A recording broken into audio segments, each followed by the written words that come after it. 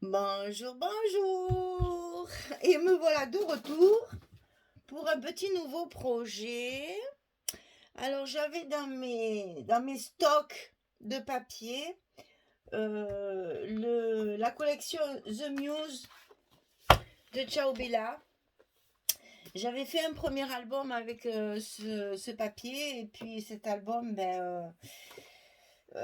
comment dire, il me plaît pas, il est pas fait comme j'aime. Enfin bref, j'ai trouvé dommage de pas réutiliser ce papier que j'avais adoré travailler. Vraiment, je m'étais tellement régalée. Je me suis dit, allez, pourquoi pas. Je l'ai racheté il y a quelque temps en solde, quand il y avait les soldes. Et je me suis dit, un jour, quand j'aurai le temps, je referai un autre album avec cette collection.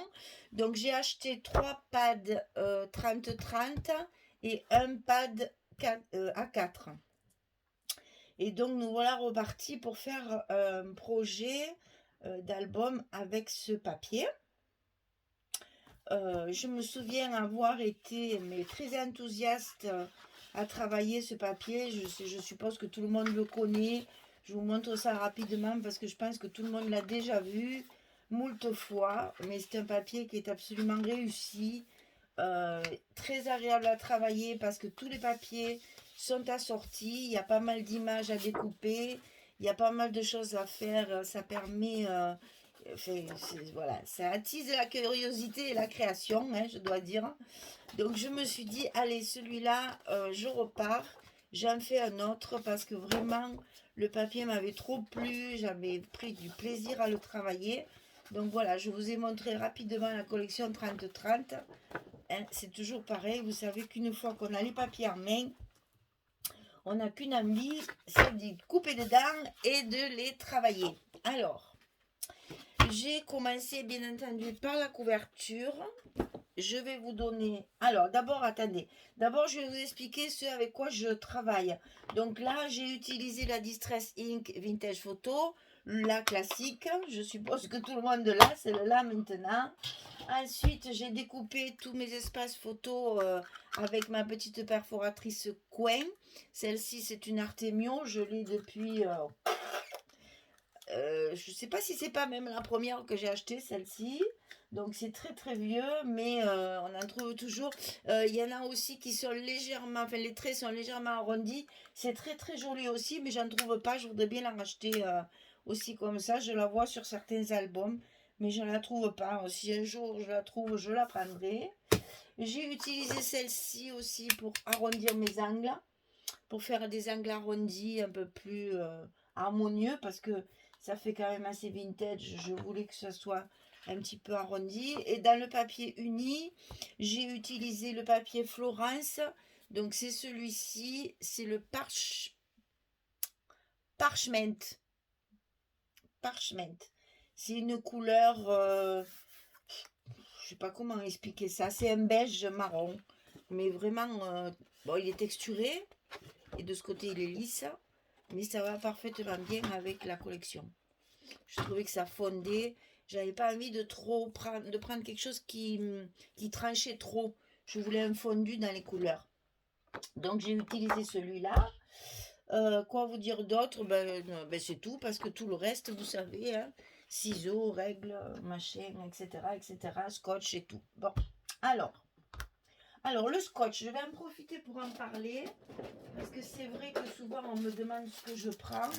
Voilà, moi je prends celui-ci. C'est du 9 mm pour les trois quarts du travail, j'utilise celui-là.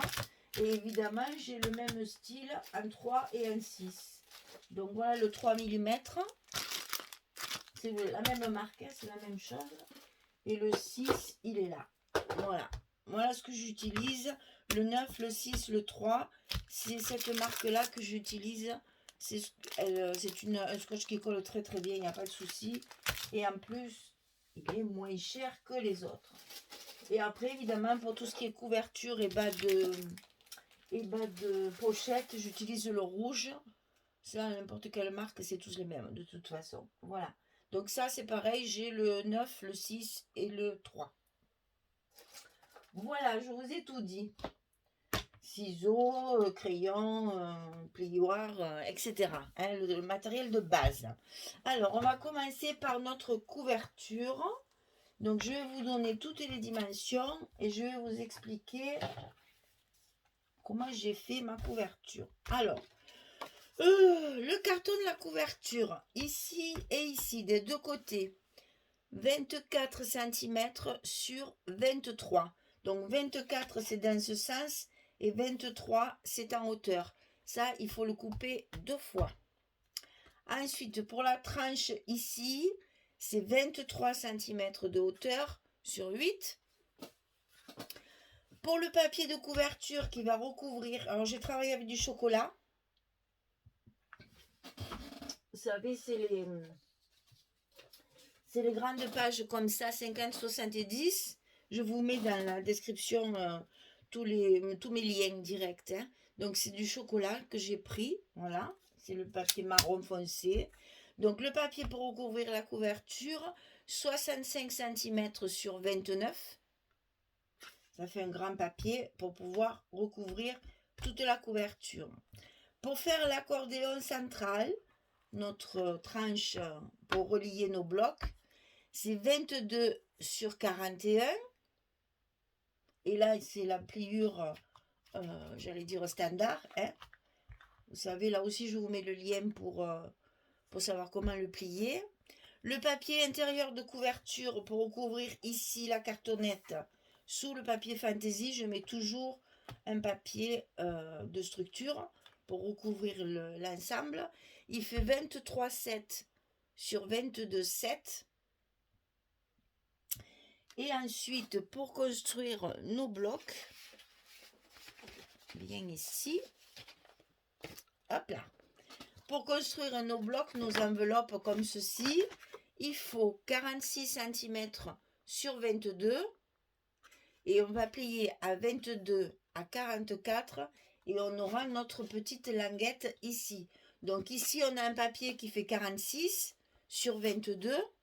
On plie ici une première fois à 22, une deuxième fois à 44 et on plie les 2 cm de languette pour fermer notre enveloppe. Et pour faire ces blocs, il en faut bien sûr 4 puisque nous avons 4 montagnes sur l'accordéon. Et après, on enfile nos blocs comme ceci et ça fait nos pages d'album. Donc, je vous laisse le petit carton comme d'habitude pour que vous puissiez faire arrêt sur image et pouvoir noter toutes les dimensions que je viens de vous donner. Voilà. Donc, c'est parti. Je vous montre dans un premier temps ce que j'ai fait sur la couverture. Donc, on va commencer par l'extérieur. Donc, ici, tout le monde avait mis la fameuse image avec la liseuse dessus. Vous voyez celle-ci là, voilà. Alors j'ai voulu changer un petit peu. C'est ce que j'avais fait à mon premier. Donc celui-ci j'ai changé. J'ai mis ces fleurs qui sont absolument magnifiques. Avec les écritures en fond. Un fond un peu travaillé. Il y a un peu du grillage. Il y a des écritures, c'est un peu déchiré, c'est taché. Voilà. Et là, il y a toutes les couleurs qu'on va retrouver dans le papier. Donc après, évidemment, on va garnir tout ça pour faire la couverture. Sur la tranche, j'ai utilisé du Skyvertex. Donc là, j'ai pris un chocolat qui fait peau de lézard un petit peu. Hein, voilà. Donc là, c'est pareil, tout ça va être... Je pense que je vais mettre un peu de dentelle là, certainement. Pour la tranche, donc il y a ça. Et donc sur l'arrière, j'ai utilisé cette feuille-là, où il y a également les fleurs qu'on retrouve dans toute la collection, des petites écritures un petit peu fondues partout, et puis le papier taché un peu partout. Tout ça sera certainement agrémenté après. Alors, pour l'intérieur, j'ai fait... Ici, j'ai recouvert donc de chaque côté de papier fantaisie. Là, je me suis servi de la couverture que j'ai pas sous la main. Si, j'en ai une là. Voilà. Sur la couverture ici, il y a ce papier-là. Donc, je l'ai mis ici avec une chute de papier puisque ça faisait pas le complet. Donc là, pareil, peut-être je mettrai quelque chose, je suis pas sûre. Et ici, ce papier-là, qui est le verso de ça, que j'ai utilisé. J'ai utilisé ma chute pour faire mes séparations de l'accordéon, c'est-à-dire aussi bien les espaces que les petits retours d'un centimètre ici. Moi, je les recouvre aussi parce que quand nos blocs sont à l'intérieur, ces petits centimètres, ils se voient et donc je veux que ce soit recouvert. Voilà, ça va faire ça. Donc, il y aura du papier partout. Ben, comme d'habitude, hein, mais bon, je réexplique chaque fois pour celles qui nous rencontrent pour la première fois. Donc voilà. Alors ensuite, dans les papiers A4, j'ai découpé les ronds. Vous savez, j'aime beaucoup ces ronds. Dès qu'il y a des ronds, je les découpe. Je les ai matés avec le papier de structure. Ici, j'ai mis une petite étiquette de chaque côté dans laquelle certainement je vais faire du tamponnage, bien sûr. Hein, je ne vais pas laisser ça comme ça. Et j'ai glissé une carte à l'intérieur de chaque côté, comme ceci. Donc là, avec l'image du petit carnet qu'il y a à l'intérieur de la collection, et ici avec une carte de la collection. Et donc sur l'arrière, je mettrai mon fameux papier parchemin que alors j'en ai une qui est découpée, voilà, que je colle ici après derrière, voilà, pour faire les emplacements photos. Donc ceci, c'est glissé comme ceci derrière les ronds et derrière l'étiquette, ça fait un stop. Pour pas que la petite carte s'échappe après derrière. Voilà comment je fais pour que mes cartes restent en place. Et on fera du tamponnage pour décorer tout ça. L'album sera fermé par un ruban. Donc là, j'ai choisi un ruban bordeaux satiné. Malheureusement, il est satiné que d'un côté, l'autre côté, il n'est pas. Ça, quand on les achète, ils oublient de nous le dire que c'est satiné que d'un côté. Donc voilà, très simple, parce que je veux pas de... La dernière fois, j'avais mis aussi des ferrures, là, des embellissements métalliques. Là, j'ai pas voulu en mettre. Donc j'ai fait une fermeture en ruban, très simple, pas très large, pour rester quand même dans la sobriété, parce que je pense que là, je vais faire une grosse composition florale. Donc je suis restée très simple dans le petit ruban. Alors le petit ruban, il est collé sous le papier fantaisie, mais sur le papier marron. C'est-à-dire qu'une fois que ma couverture est recouverte, je colle mon ruban ici sur une longueur à peu près de la moitié de la page. Je rajoute des scotch en travers parce que j'ai eu la surprise une fois quand il m'est resté à la main. Alors après, pour aller le mettre, ça a été un peu panique. Donc maintenant, je mets par-dessus plusieurs morceaux de scotch en travers pour que ça colle aussi sur le papier de dessus. Donc comme ça, il est très très solide et très bien collé et à la manipulation, il ne bouge plus. Et donc ça vous fera un album de cette grandeur-là. Donc on est sur du 24 et sur du 23, alors que les blocs, ils font 22 sur 22. Voilà. Alors j'explique aussi ça, pourquoi? Parce que souvent, c'est pas quelque chose que j'explique souvent. Alors quand on a un bloc qui fait 22 ici, mais qu'on a un double accordéon. Ici, on a le centimètre qui ne va pas rentrer dans le bloc et qui donc va s'additionner à la largeur de notre bloc. Donc si mon bloc il fait 22 cm, une fois en place dans l'album, il va faire 23, puisqu'il faudra rajouter ce centimètre-là. Et pour que ce soit plus joli et que les blocs ne dépassent pas, je mets toujours 1 cm de plus. C'est-à-dire que si mon bloc il fait 22, je rajoute 1 plus 1, 2 cm. Donc je vais faire ma couverture de 24 cm. Et pour la hauteur, comme en général, il n'y a pas de carte qui dépasse ou de choses qui peuvent gêner l'ouverture, je ne rajoute qu'un centimètre. Et il y aura un demi-centimètre en haut, un demi-centimètre en bas. Donc mon bloc il fait 22, plus un demi, ça fait 23.